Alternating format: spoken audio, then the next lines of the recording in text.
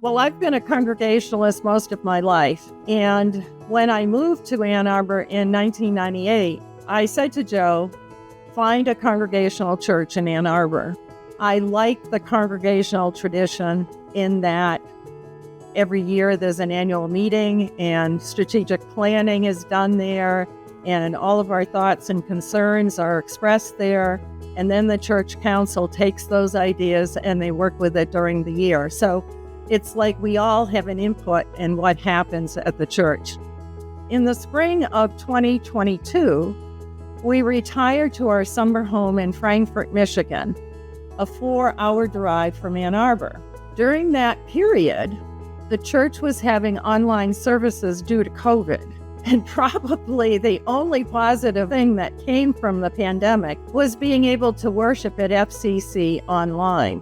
When everything became normal and the church services resumed, we had a big decision to make.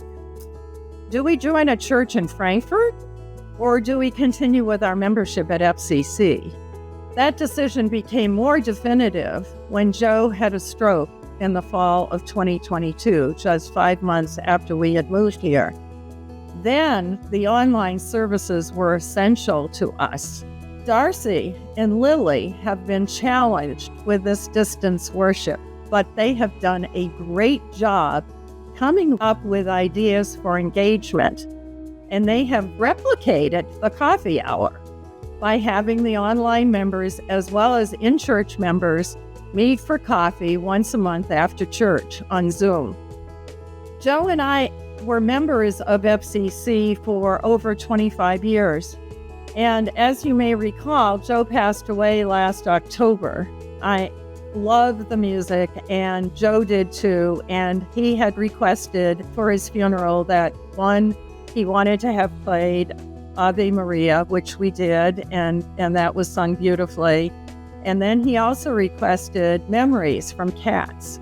I said, well, that's not a churchy thing. And so, strangely enough, after Amazing Grace was played and the people walked out of the service, he played Memories from Cats.